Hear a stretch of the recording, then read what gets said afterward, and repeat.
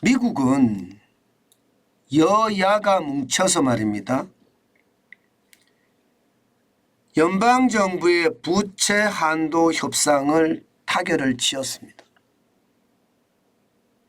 야, 이런 것을 보면 사실 굉장히 두렵습니다. 우리 말입니다. 우리는 이런 타협이나 협치가 되지 않잖아요. 완전히 정반대로 지금 내달리는 중이잖아요. 이게 끝간데 없이 가면요, 저는 파멸만 올 수 있을 뿐이라고 생각합니다. 거기에 비하면 뭐 미국이 대단하다, 뭐 이렇게 극찬하는 것은 아니지만 어려울 때 국가의 공통된 과제는 함께 여야가 푼다. 이것이 어쩌면요, 우리에게는 귀감이 되는 것은 아닌가, 이런 생각을 해봅니다.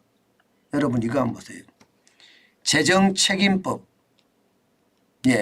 재정책임법 2030 표결 결과입니다. 찬성이 314명이었습니다. 435명 중에 그러면 70%가 넘는 거죠. 반대는 117표였고요. 기권이 4표였습니다. 그런데 이 찬성에서는요, 여야가 따로 없었습니다. 여당의 강경파, 야당의 강경파 있습니다. 양쪽이다.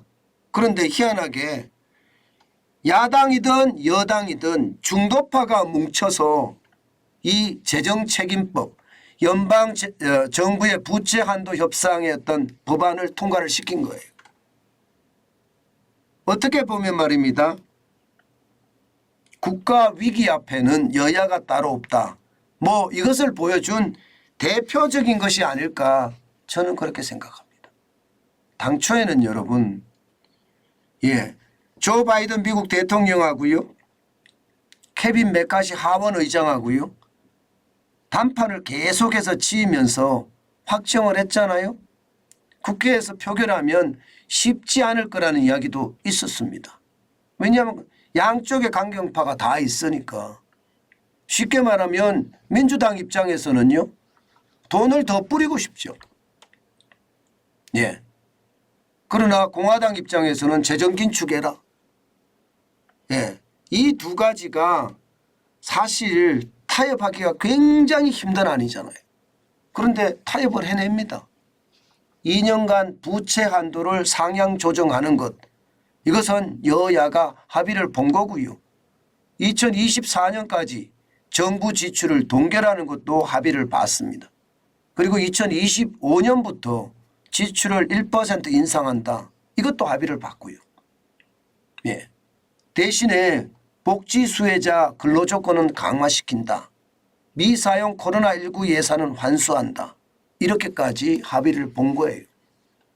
그러면서 말입니다, 부채 한도도 2년간 상향 조정을 했으니까 아마 지금 현재 부채 한도가 31조 3,810억 달러거든요. 이거는 넘어서는 겁니다.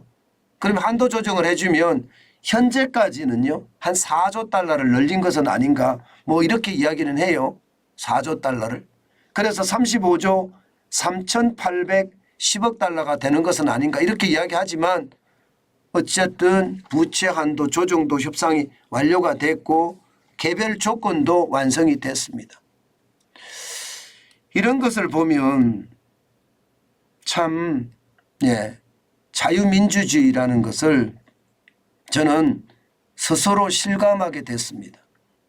나의 주장도 굉장히 중요해요. 그러나 상대방 입장에서 상대방 주장도 굉장히 중요하잖아요. 그러면 서로가 한 발씩 물러서는 거예요. 한 발씩. 그리고 국가를 위한, 그리고 국민을 위한 것은요, 한 발이 아니라 10발씩도 물러설 줄 알아야 된다는 게 저는 교훈이 아닐까, 그런 생각을 많이 해봤습니다. 이렇게 말입니다. 여야가 중도 의원들이 뭉쳐서 국가 부도를 지금 막아냈으니까 시장은 어떻게 될까요? 시장은 올라갔습니다. 나스닥도 1.28% 올라갔고요. 165.69가 올라가서 13,000을 회복했습니다. 13,100.98로 마감했습니다. 기술주 중심의 나스닥이 시작과 동시에 올라가서 계속 올라갔죠. 그런데 생각했던 것보다가 많이 올라가지는 않았습니다.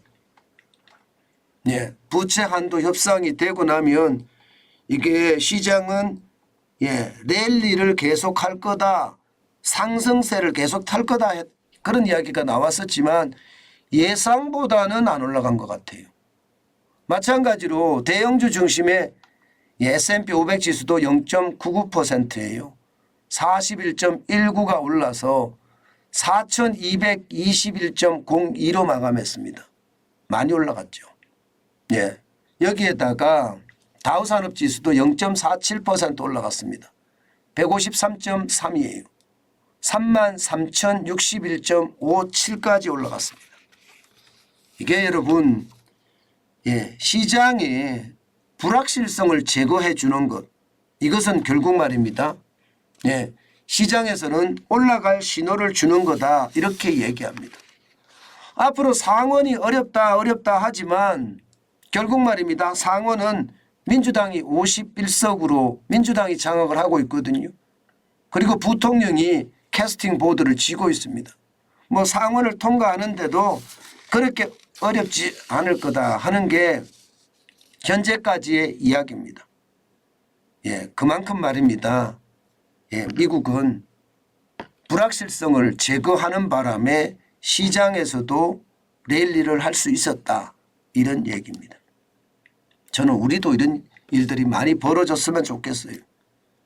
야당은 대도 안 하는 돈 퍼주는 법안만 계속 만들고 갈라치기 법안만 계속 만들어서 윤석열 대통령이 계속 거부권을 행사하게끔 만드는 그런 이상한 싸움 하지 말고요. 제발 자유민주주의와 시장경제에 걸맞는, 그리고 국민 통합을 이끌어낼 수 있는 그런 법안을 만들어서 함께 협치를 하면 얼마나 좋을까요? 이게 모든 생각의 초점이 나한테 있으면 안 되거든요. 지도자는 모름지기 말입니다. 생각의 중심이 국민에 있어야 되고 국가에 있어야 됩니다.